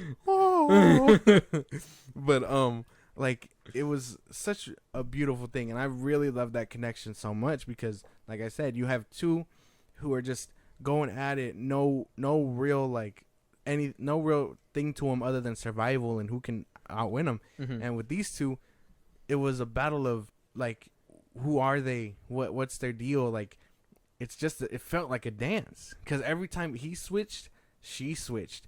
And every time she switched, he switched. Like, he would go defensive, and then he would go into attack. And she went defensive and went to attack. Like, It's subtle things like that. And I know people were like, "Oh, why can't this be more flashy or whatever?" Like the sequels or the prequels, and I don't really care about the flashiness. You know, like if yeah, you can either do flashy or you can do something like that where it's like a slow burn. And I honestly like the slow burn. Like that shit was nice. I just think that it's great for what Disney put as a TV show on Disney Plus. Now, I don't think it's movie standards, because if we compare that their fights to what we saw in, like, obviously in, you know, the prequels, or what we saw in even the sequel trilogy, even with Rey versus what's his name, fucking Kylo and all that stuff. Yeah. I don't think these lightsaber fights match up to that, but I do think that they hold their own for. I think they came a long way from Obi-Wan. I will say that right now. Yeah. I told you before, I don't like the way they handled the lightsabers in Obi-Wan. I was chalking it up to it being, you know, Disney Plus and it being a TV show. They got to get a budget cut, but then you see that they can get it right. Yeah. So it was just the eye that was wrong for it. But the lightsaber fights, the only one that I didn't like up until the very end was the Merrick versus Ahsoka fight, because I thought that one was too slow. I like the other two fights, Sabine versus Shin Hati, but I think the Merrick versus Ahsoka one was too slow. I think they basically substituted it with that ending swing where it's spinning, and then she just basically like knows exactly when to hit and fucking does it. I think the execution at the end of it really made it worthwhile, but I think the fight itself was kind of lack. I think that set up expectations because she, like, again, she only had one blade out versus him, and I don't know if it'll come into play later. If, like I said, he could be deeper, and this could just not be a one-off, because we've seen people die and come back multiple times. But I think it was a lot of, like, they were trying to have that slow motion battle, but because she saw kind of the anticipation, she readied herself up and then took him out like nothing, thinking that he would, like, we were thinking he's hot shit because he had her on the run in the second episode. Turns out he's not hot shit, and he's just the smoke screen, and like, we don't know where that's going. But I honestly think it was to just get you a little bit hyped for what was to come, which was that honestly amazing battle with her and Balin. Yeah, that one was supposed to be a precursor for sure, but I think it was done right by the end of it. I just think that in between was kind of okay. I did like the fight between Sabine and Shin Hati as well. I did some research because I was like, is she force sensitive? Are we just doing this thing like where anybody can be a Jedi, so we're just gonna just throw away the whole mini chlorians thing that, you know, that George Lucas was talking about and stuff like that? Like, why would you guys retcon something that he implemented on his own? But I did see in Rebels that she did have some hints, but they weren't really like there were subtle hints. Like, I think one of Ahsoka's birds was like watching her, like, as she was walking away at one point, and I think there was this one symbolization between Kanan, Ezra, and her where, like, she was far away, so that people were saying, looked it up on YouTube, people like were saying that it was kind of symbolizing that she's with the Force, but she's further away because of, like, her wanting to subvert back to her own, like, Mandalorian roots kind of thing. Because and I kind of backed up the theory when I watched it, because what did she do? She went from using the Force to going back to her Mandalorian stuff. Yeah. Because she's just more used to it. I mean, why not? That armor is supposed to be for fighting Jedi anyways and stuff like that too, right? That's why she wanted blocking it with her Beskar armor or whatever. So I mean, I looked into it, so I guess it kind of makes sense when she kind of did the equivalent of, like, what I believe would be a bitch slap to her or whatever when she put her hand up and she like small force push. Yeah, I was just mad disrespectful. She was like, "You have no power." I was like, "That's gonna bite you in the ass later." Yeah, and then what the fuck? Why'd she just, like, hit a smoke pellet and run away? That was my thing. I thought that was the funniest thing. She was just like, "You'll never catch me, Batman." She blasts her, right, and then, or she blasts the lightsaber away, and instead of, like, she was like, "Oh, she got the tooling." I'm defenseless now. It's time to go. And I thought that was funny shit. I was like, damn, she just ran. What a bitch! Like, she just ran. Like, I thought that shit was kind of funny. Like, I have no notes on that, just because it made me get a small chuckle. But honestly, yeah, I think Sabine. I don't know if anyone can be a Jedi or Force sensitive. I do believe that everyone has the potential, kind of like how she was saying. Like, if it's in everybody to a certain extent, someone's gonna have it. You know, it just takes that training and discipline or whatever to bring it out. What did she say? It also has to be, you have to be a little gifted for it. Obviously, like, you got to be able to. You got to be willing to be open to it. Be open to it and use it, and you basically give yourself to the Force, because if you're 1 foot in, 1 foot out, you're not gonna fully grasp the knowledge. Yeah. And so I don't believe everyone can be a Jedi, but I can believe the notion that if everyone has connection, then some people are going to unlock that a lot quicker than others. You know what I mean? Yeah. Because, I mean, think about it. Like, the council kidnapped children. No, I'm kidding. They took children. Sorry. They didn't kidnap nobody. They took children who were Force sensitive to train them to be Jedi. And again, you have to be a little gifted with it. And if those youngsters are more gifted by the time they're like 3 or 4, floating shit everywhere, they must be ready to go into the trials. Yeah. So, like, to a certain extent, I think everybody can learn it. And think about that kid from The Last Jedi. Like, he was Force sensitive, but he's not a Jedi. Who knows what he's going to be? Or if that was just a little hint to be like, oh, Hope's still there or whatever. But, you know, he could have the potential to be one if he wanted to be. Yeah, I think I like the aspect of, like, you can be a Jedi if you hone your skills.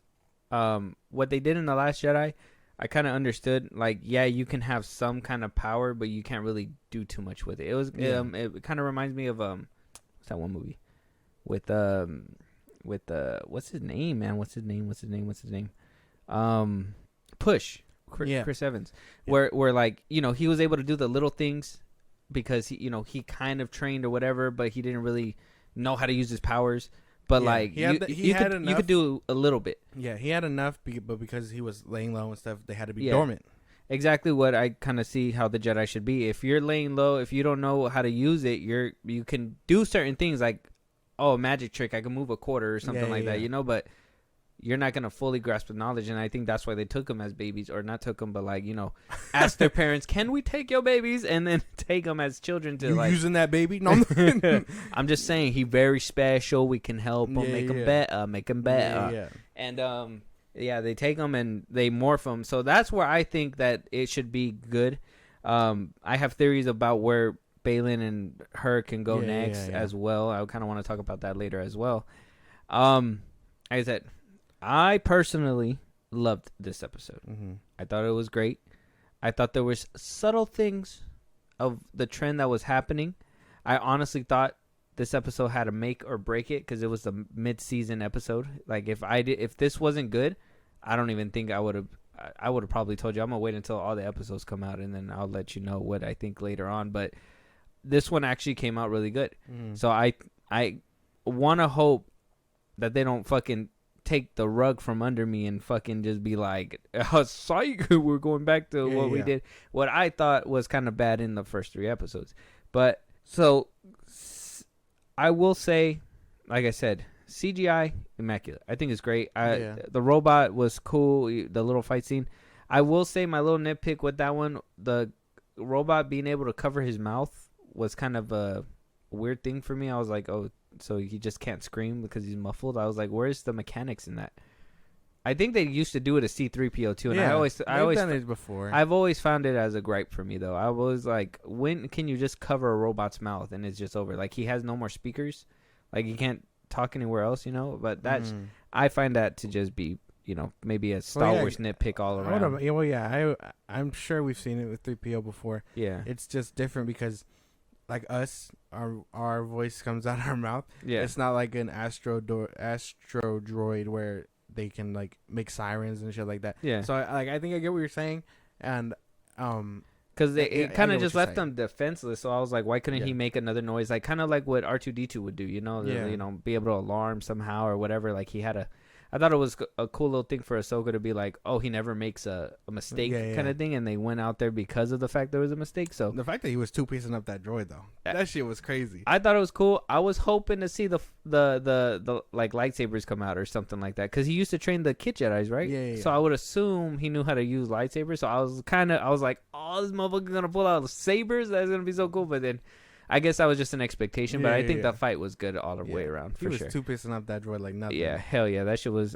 He had his dukes up and everything. Yeah, he was. Moving. He didn't use all 4 arms, did he?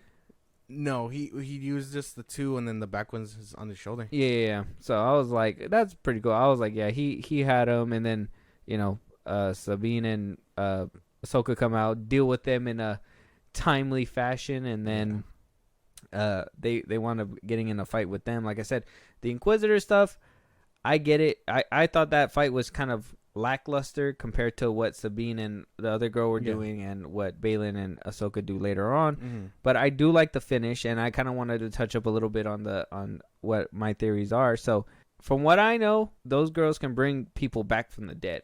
And if Sam Witwer's voicing this character, is it possible that those other theories aren't 100% out the table? Because I mean, they can technically, like, it's a far one because we don't even know if that picture's real, the Darth Maul one. But like, what if they bring back Darth Maul that way, or what if they bring back somebody else with the witch's magic to kind of counter, basically help Baylan in them? Because obviously, when Ahsoka comes back, we all know she's gonna probably come back. Well, yeah, she's gonna be a threat. So how are they gonna deal with it, kind of thing? Well, obviously, right now they think she's dead, but yeah, eventually she'll come back. But I think that she can easily bring anybody else from the dead. But I mean, if he is just a throwaway, and fucking Filoni was just like, I'm about to fuck with these guys, and it was just that's why, like, you empty know what I mean? thing. Then I can understand that too. I don't know if he's coming back. I'm sure we'll see Darth Maul. I think with the way we left off in the World Between Worlds, we'll see him to some capacity.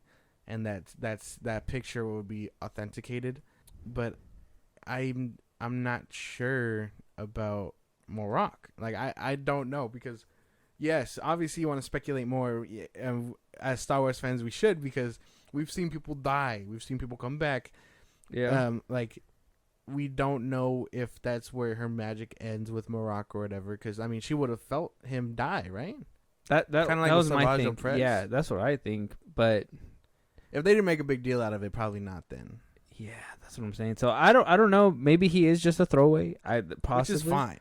Which is completely fine. I'm not saying that's like a bad thing or anything. Yeah. I think at first I was kind of disappointed, but I was just like, no. I mean, why be disappointed? It's better for the worse. Yeah, because like if it would have been Starkiller, I would have been upset that he would have went out like that. You know what I mean? Or oh, he's just gonna magically come back. How, or which is magic, but then he got downed by Ahsoka, this all powerful legend or whatever. So yeah, no, I think it was an expectation. If they do something more with him later on down the road, okay, I'm open to it. Let's find out, because I mean, if it is her magic, she can obviously make another one. But that whole Merrick thing, I like that was just kind of like dealt with quick, because if he would have been cut and then just got up again, I would have been like, what the fuck? Like, how does nobody die from lightsaber stabs anymore? She cut his ass open, though. Yeah, she cut him open. That shit was crazy. I'm telling you, re-listen to it. You'll listen to that scream. You'll be like, that's Sam Witwer's scream. Okay. 100%. Because I didn't hear a scream. To me, I thought I heard like a gas like bomb open, just. Yeah, you heard the mist of like it sounded exactly, in my opinion, it sounded exactly like the Clone Wars when Savage Opress got killed, and all that smoke was coming out. It made that noise, and then you heard his like scream, like kind of thing. Okay. So you listen back for it. You'll hear. I'll check it out, obviously. But I don't know. I mean, one and done is fine, because if he was something spectacular, it would have been completely different. What do you call it? It would have been completely different. But the fact that they kind of subverted it and was just like, no, he's one and done, it's fine. Because I mean, I thought he was gonna be some Snake Eyes cool badass character, But honestly, for the better, it's really good that he set the expectations quickly. Yeah.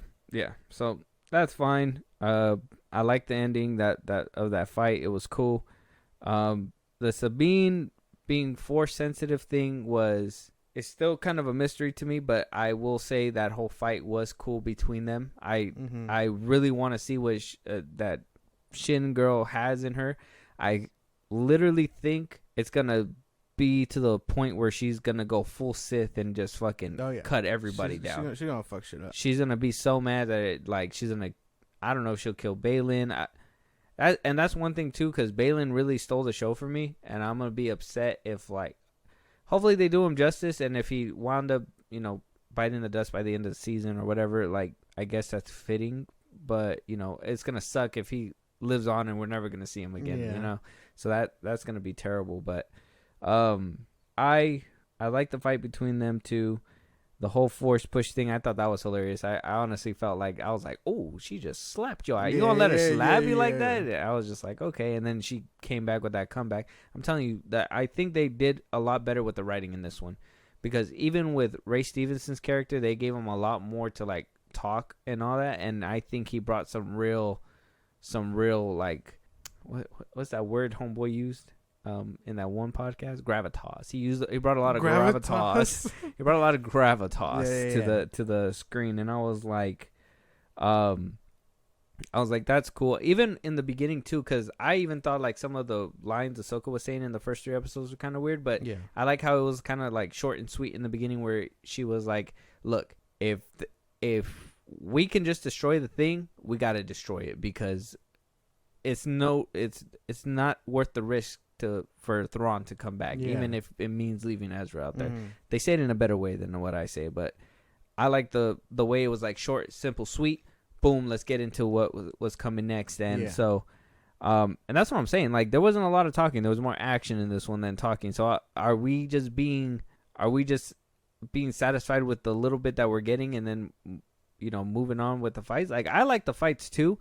I think with the Force fight, it didn't feel like how it felt when we were watching it, and obviously The Force Awakens. It didn't feel like we're in a forest. It kind of felt like we're in the volume in that scene, just a little bit. Yeah. Because it didn't feel like there was trees anywhere or nothing. It just trees behind them. If they were in a field, but they're supposed to be in the middle of the trees.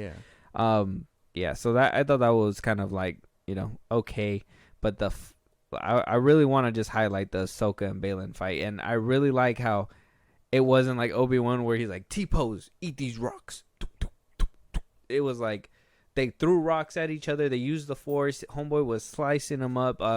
When Homegirl was coming up after she used a smoke bomb and wound up trying to come up and help Balin, she just kind of picked her ass up and said, "Ugh." And she said, "Ooh," hit the wall and hit the ground. So I was like, this whole fight scene kind of is that pretty much the shit that I've been wanting. I guess this episode was the payoff to those 3 episodes, but I don't want to have to wait for 3 episodes to get something good like this, because this was above and beyond. This was really good. No, yeah, it was really good. That's why I feel like the entry point was really good, and then that third one was kind of shaky. It had cool stuff, but again, I can dismiss that because you need that build up. But yeah, this episode carried, and I really can't wait for episode 5. That one's gonna be an hour long, and oh man, it's gonna be sick. Yeah, it's gonna be a long. Yeah. Did you see that they're gonna put it in theaters? What? In select theaters? Really? Yeah, that's how that shit's gonna be an event. Damn, they're putting it in select theaters, bro. We gotta find one. No, we gotta go. Google that shit, cause man. I heard that it's select theaters. So I like that whole scene. I don't know how I feel about that whole Sabine going and taking their side. Because after all that fighting happened and she was like, destroy it, Ahsoka gets thrown over, but we know plot armor. And so she, we knew that she was going to be fine. She's going to be fine. We're going to see her by the end of the season. But when Sabine was there being challenged, I really liked the way Ray Stevenson did it. But I like that whole conversation, the way he put his lightsaber away. Again, why are we just aiming for this man's head? Shoot his kneecaps, bro. Sabine, homeboys. I'm like, fucking shoot his toes. Shoot his toes. He's not blocking his toes, bro. Every bullet is going towards his head, bro. Man, you don't think to shoot their legs. What? You're not. You're shooting to kill, not wound. I'm just saying. I shoot 3 bullets. He blocks all 3. And I don't see that blade not go one spin. Because if it was like Darth Maul or something, you know how like he spins that shit.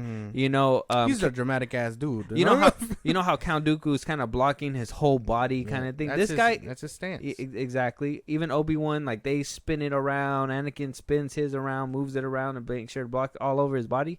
My boy is walking like a knight in shining armor, fucking towards him with both hands like this. Heavy ass sword. I don't know why it's so heavy. And just shoot his knees. Shoot his fucking knees. I don't know how many times these motherfuckers are just gonna shoot at his head. I would shoot his. I'd shoot his knees first while he's crying in agony. My knees. Dome him. I'm just saying. Like, look that shit back. Not one time does a bullet go below the belt. It's like, why? Oh my goodness. We know why. But I like the fact that she doesn't join their side or whatever, but the fact that she goes and is like, because he's right. He was playing mind games with her at that point. He was like, we share a common goal. Come with us. You'll get Ezra. We'll get Thrawn. We'll get our cut of the pie. Like we'll be all right. Just come, since we're going the same way anyway. And like, I really like the fact that he was able to manipulate her like that, though. Like, he was playing mind games hella with her. Is it mind games though? Because she wanted it. If she didn't want it, she would have destroyed the thing immediately. I think. I don't. Oh yeah, he was exploiting her. He was exploiting her darker thoughts and all that, and was able to be like, coerce her into coming. So yeah, I would say that's mind games. It's like, I'm trying to understand, and I don't think I've understand it. And we're on the 4th episode. Is this a romantic thing or is this a family thing? Does she love Ezra Bridger, or does she like love Ezra Bridger? Well, I mean, he calls it like family. Balin says like family. That's what I'm saying. So I'm assuming, but if we see them kiss and all that, then obviously we know it's something deeper. But like, for now, I'm gonna say it's a sibling thing. Because I mean, they just went on a whole trip together, and she just seen her Ahsoka, the person that she's known for years, get tossed off a cliff, and he's just able to tell you, "Oh, let's go get Ezra Bridger, and you'll be fine." I don't know. Like, I don't know. I would have. That's one of my. That's why they're not things with that one. clarifying it, and like, I understand the skepticism because I have it too, and I don't know. I'm only taking in what they're saying, and if Balin says, "Hey, you will get your family back," then yeah, I would assume it's the sibling thing. Again, they can totally switch that up. They could totally kiss by the end of this shit, and I wouldn't know how to feel. I hope not. I'm like, why? I thought they were, because I personally, I don't know what it is, but I'm hoping that it's more like a family thing, because then I could understand her kind of like wanting to go, but then I don't understand it regardless. Like, you know that there's somebody bad on the other side that you're gonna have to battle regardless, so why would you go? And that whole, I don't know, how do you feel about being able to jump from galaxy to galaxy? It's not impossible, but it does sound kind of odd. Maybe it's because it's the first time we've dealt with such a thing. I mean, we've dealt with a lot in Star Wars that they make sense. You know, like dead space, cursed orbits, gods of the Force. Like it doesn't sound Hyperspace lanes. Yeah, like it doesn't sound too crazy. It just, we've never seen it done before, and now you're telling us that it's possible to leave the galaxy that you're in and go to a new one. Like, that's what I think. That's what it is. Like, I'm skeptical because we've never heard of that before. But to be fair, we never heard about Force gods either, and we kind of took that with open arms. So where do you think this is going to lead us to? The movie? No. I know the movie, but where do you think that whole jumping to a different galaxy is going to lead us to? I think, just to theorize a little bit, and I think they're going to use that to do their movies. And then by the time they come back, they'll probably be in sequel time. What do you mean? Like, they'll jump over there, Mando, whatever, let that be their sandbox, not to fuck with continuity of the sequels. And then by the time they come back, it'll be sequel time. Like, time moves differently there or something like that. Jumping through the hyperspace or whatever. And by the So time, you think the Filoniverse is gonna make a jump to a different galaxy? maybe. That's my extreme theory, yeah. Because time continuity says it's not far from the First Order coming up. Oh, I get you. I see what you're trying to say. Okay. Yeah, okay. I think the way I feel about that, I kind of think that I think it's kind of dumb. I don't know if maybe it is because it's a new thing putting it that way. Maybe. But my thing is that if you can easily have just done that, why are we saying, "Oh, Star Wars in a galaxy far, far away"? Why wouldn't we just be like in a galaxy somewhere out there? Like, why be so specific if we can just go wherever we want to go? Like, why not just stay within this continuity and just, go to the High Republic era or do whatever, do something different? I understand that Filoni's kind of trying to weave and build upon Lucas's legacy. Yeah. Now, this is where, people, come in with their theories. Now, somebody with this one, I think I seen somebody saying that it's going to jump to a different galaxy and you're going to see a lot of your characters that you love come back or whatever, and that's how they're basically going to reuse beloved characters. Like they're not dead in that galaxy or something like that, or I whatever. don't think that's how that works. Instead of universes that, there's a galaxy out there with like these people or whatever that is kind of similar to yours, but different over here or whatever. I'm like, yeah, I don't think so. There's form of multiverse, I guess. I don't think that's how that works. No, I mean, no. I think that theory is kind of out there, and I know your Star Wars is kind of out there, but I don't think so. I don't think that's a thing. No, you wouldn't think about it like that. I personally think that it would would it be good?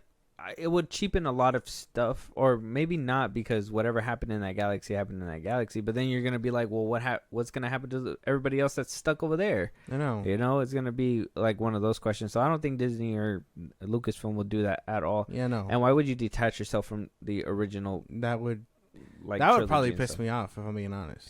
Like, if that was the case, because you're telling me that all these characters died for nothing. There's a universe out there where we could have seen them thrive. Anakin had his family or whatever. Like, that cheapens it up for me, I feel. And like, I'm not saying that we can't play in the continuity of this galaxy, but we have an established one already with multiple questions still in the surface. Like, we still have to get the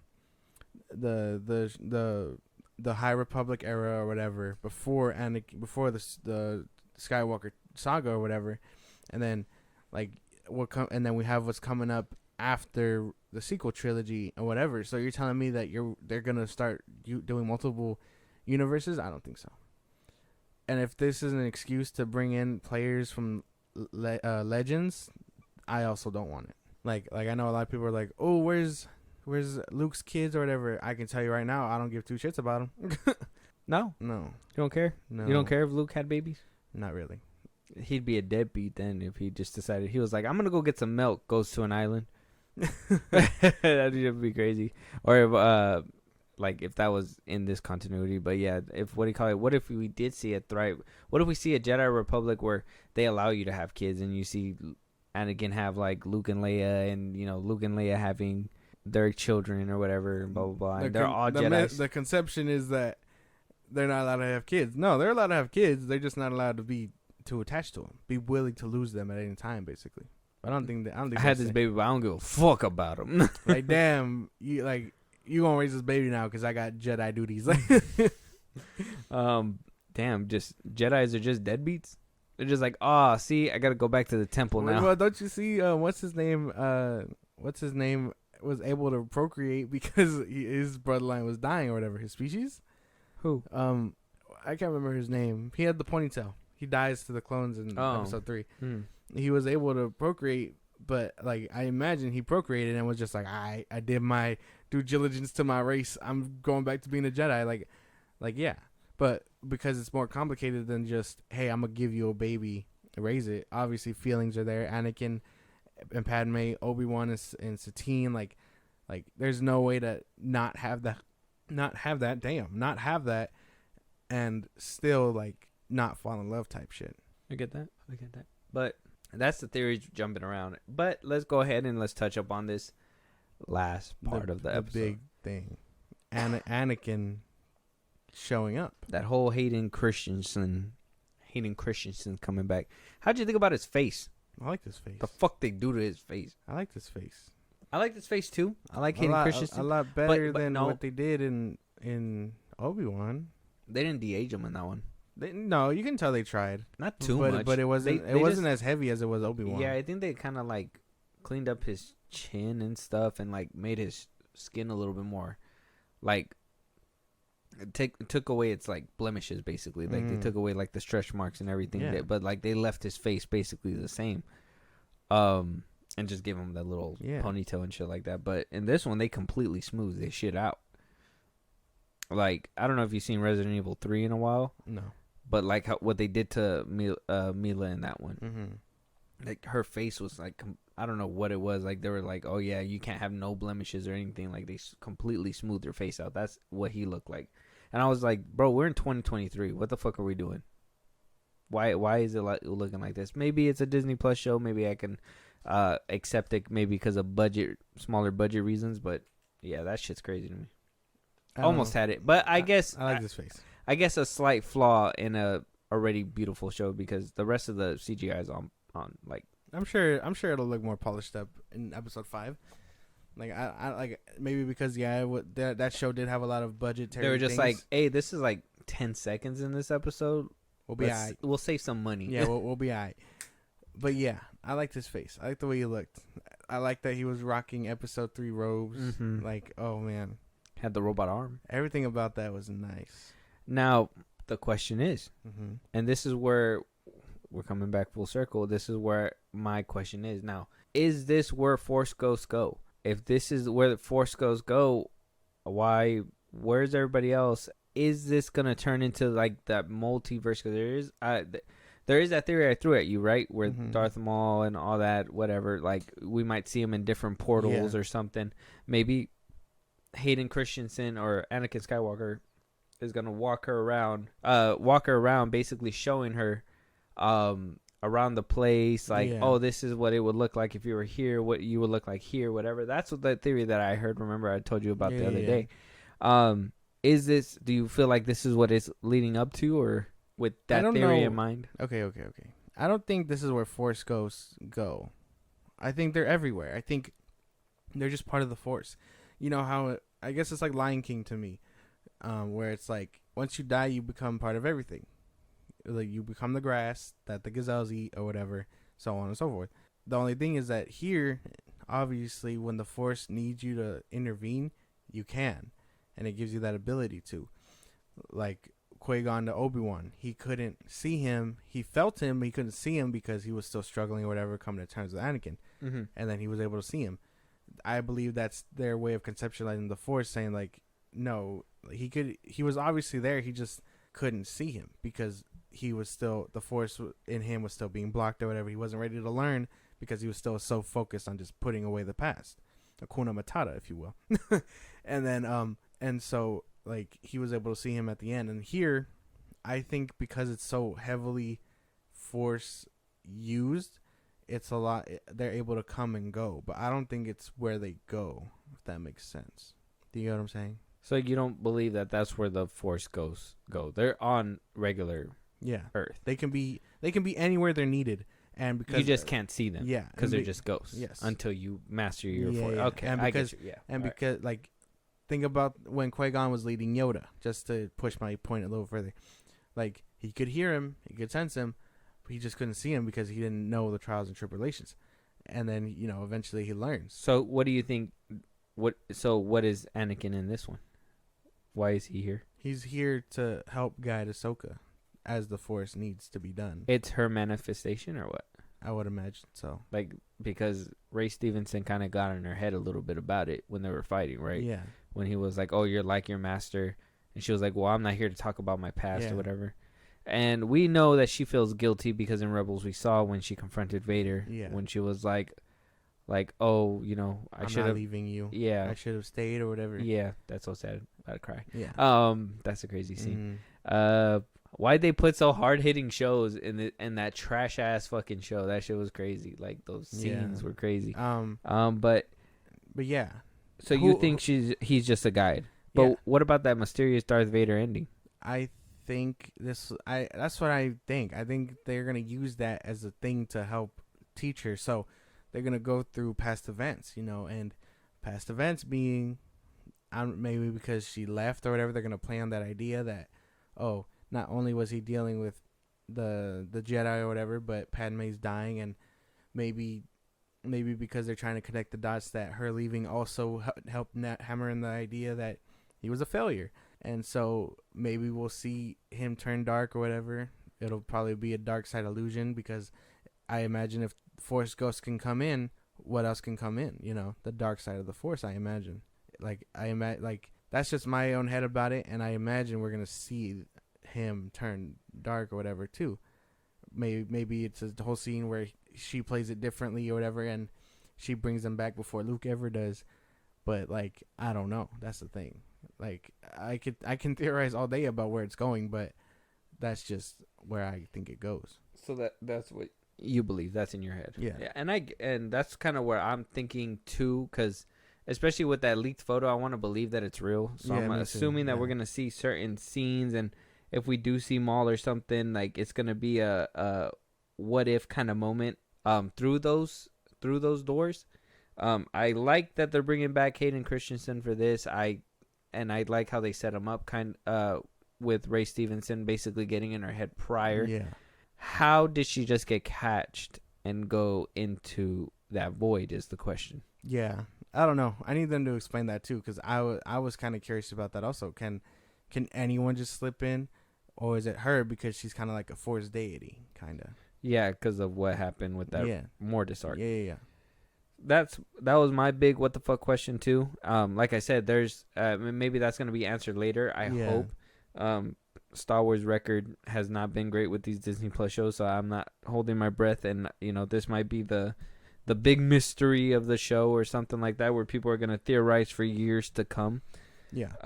But that I think that's something that's gonna have to wait to see. We do have 4 more episodes left. So with that, the theory is, I mean, it's probably gonna piss you off, but I don't agree with it, and I don't think that's true, because I don't know if they're gonna actually do that or mess with time or do something crazy like that. But a lot of people think time travel is gonna be involved with this. A lot of people are believing now that this is a way for Disney to remove the sequel trilogy from existence and start anew.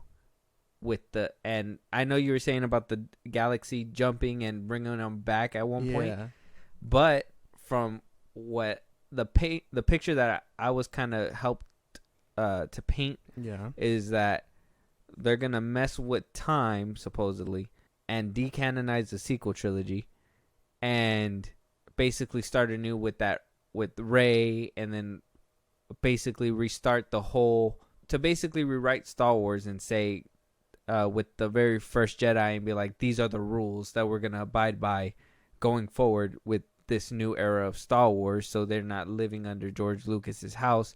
Basically start anew in a different universe where those events didn't happen. Basically decanon. Not only, I would take it a step further. A lot of people were saying just decanonize the sequel trilogy. I would say it would decanonize all of George Lucas's work, because they would basically be starting anew with the first Jedi, and they would be starting anew with bringing, Filoni's characters into this new universe with Rey and all them and blah, blah, blah. The new Disney era, if you will. Well, we were already in the Disney era, but to basically wipe their hands clean. Just clean slate type shit. What do you think about that theory? I hate this. I hate that narrative so much, man. You have no idea. The fact that people just because they spent so much time trying to mobilize these things to get the sequels to make sense or whatever to people. Yeah. I hate it. I honestly hate this theory that goes around, and I know it floats around every few things like this. Every time a new show comes up, it's always like, oh, they're gonna decanonize, and I'm like, well, no. If you look, they're actually hammering the idea. You know what I mean? Yeah. And I really don't think they're gonna do that. If they do, I like it'll piss me off because I really like the sequels. I really like what they've been doing, but like, I really don't think that's the case. I don't know. Because again, time frame says that the First Order is close. If they're really saying Mando jumps 2 years, and then after that, Book of Boba Fett is another 2 years, it was 10 years between Empire and Episode 7. We are coming up on the First Order. Maybe Thrawn is the last attempt, before Kylo Ren shows up or whatever. The whole Empire shit. Yeah. I mean, Order. First Order. Force Order. Yeah. And like maybe this kickstarts that idea. This is how what's his name, the redhead, comes into power or whatever, Snoke, whatnot. Like I don't know where they're going, but if it's this route where they decide to like just scrape away everything, it would make me very mad. And I really hope that isn't the case. I hope they aren't backtracking that hard because again, they spent several shows teeing up the cloning process. That's true. That's another thing too. I don't know. It could go anywhere. I personally don't think that they're gonna decanonize it. There's no way. You're not gonna decanonize $1 billion movies. Yeah, those movies made money. That's not in the cards for Disney. Maybe they're gonna make a new or a different like sandbox to play in somewhere in where they can kind of keep a distance away from them. Yeah, I would understand that a little bit more. Like maybe jumping the galaxy thing, though. I would still be like, well, what the fuck? We can just jump from galaxy to galaxy like it's nothing. Yeah. That's ridiculous. The only reason why I know Ahsoka's not gonna do that, it's kind of like we know Thrawn's gonna come this way anyways. Yes. Why the fuck would they chase them if they're gonna come back regardless, right? Yeah. Unless they're gonna try to take a jump for Ezra Bridger by the end of the show, but why? That's one of my things too, and I'm hoping to see in the future too. Is more Thrawn, more Ezra. Where the fuck are they? We haven't even gotten to them yet. We're halfway through the show. I think we'll get there, within these next couple episodes, man. Like 5 will probably be that cameo fest, and then 6, 7, and 8 will be the hard hitting stuff.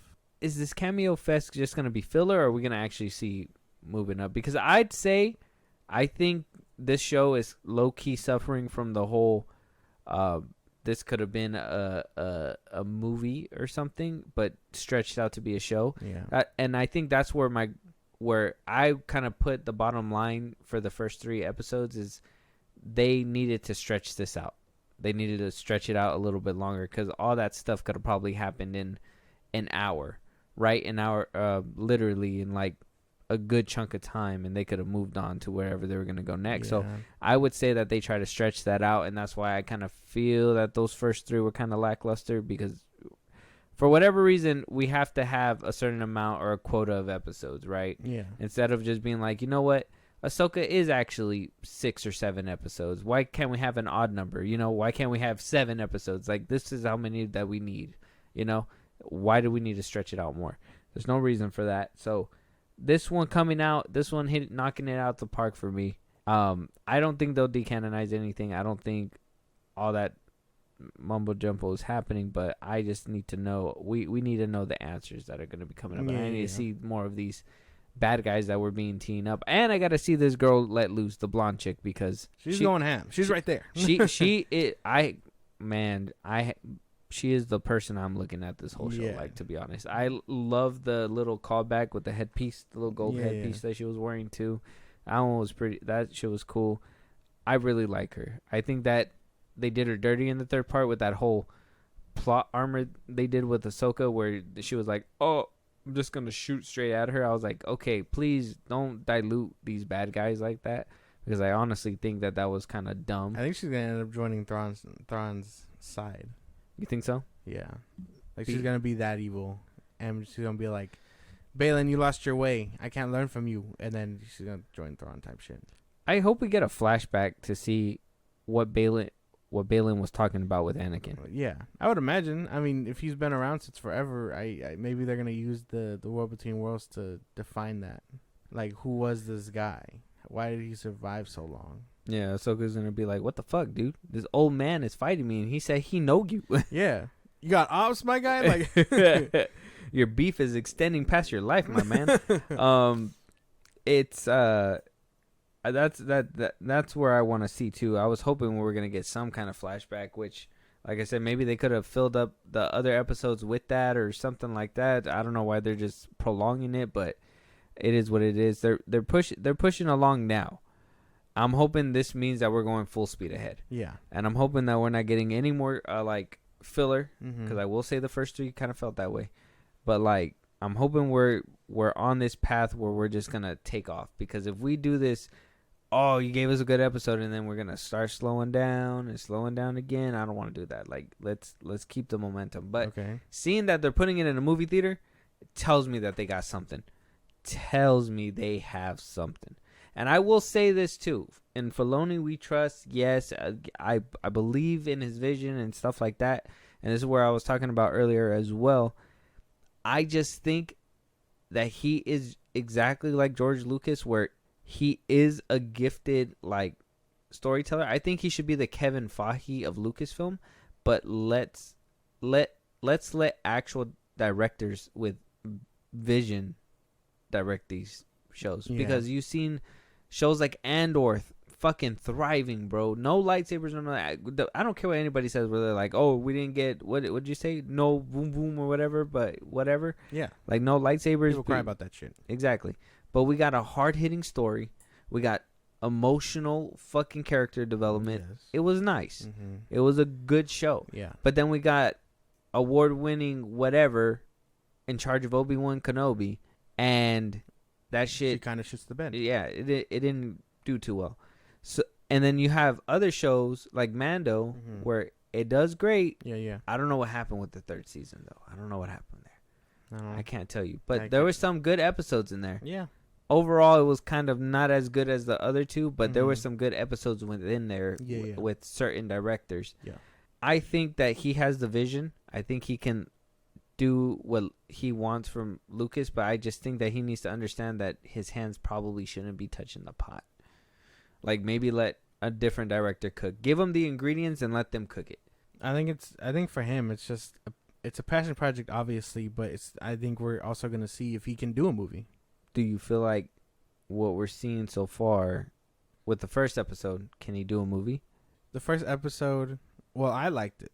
I think he has the chops. I think this fifth Camera and all? one, yeah, I think this 5th one might make or break it, obviously, because it's an hour long. Like, you gotta do real type director shit to hold us for an hour. So like, I don't know, because you saw like Andor, right?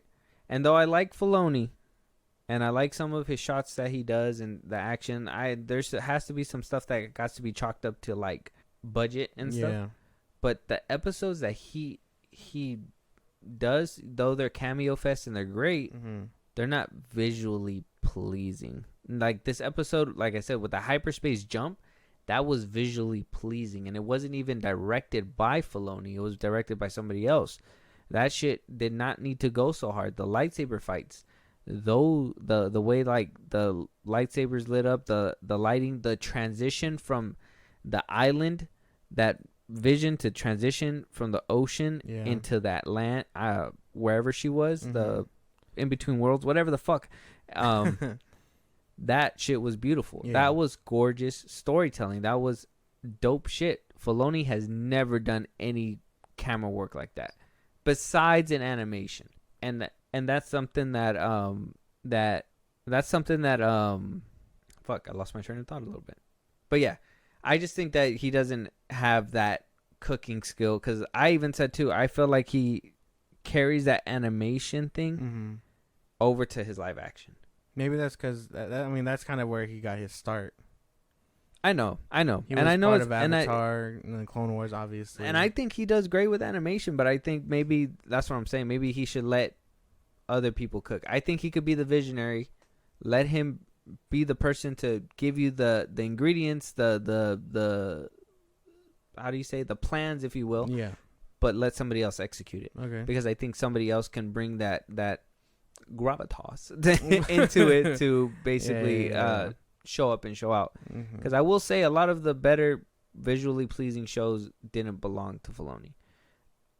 Some of the hard hitting shows where you get some crazy mind blowing shit, Luke Skywalker coming back. We can argue about that face CGI in the first time we see him in season 2 of The Mandalorian. It improved in the Book of Boba Fett, obviously. Yeah. But still, I don't think he's done anything camera wise too impressive or anything visually impressive. Yeah. So I just personally think just give it to somebody with a better eye for that shit. Until maybe he can hone his skills and be better and do that. But right now, he's like a George Lucas to me, where he has what it takes. Is just he hasn't polished it up 100%. I don't know what George Lucas's thing was. Maybe that was his stubborn way of being like, no, this is the way that I want to film it. You know what I mean? I get what you're saying. I don't know. Well, I think this 5th episode might make or break it then, since it's coming from his directorial debut, basically. So far, would you give him a movie? Would you? I think so. I think he's doing really well. Yeah. Do you see my points at least? Well, yeah, no, I things? grasp what you're saying, and again, it's a lot of like this is his first time, actually being front and center as director And producing all the show, yeah. And I understand that, this is such a passion project for him. This is his magnum opus, as they were saying in the tabloids. His Magnum. Yeah, My boy rocking a Magnum. Like this is like his baby, and like I know you have to hire directors and stuff. That's what he's doing, but I If wouldn't. he's rocking Magnums, how? Because you have a baby. I go. Okay.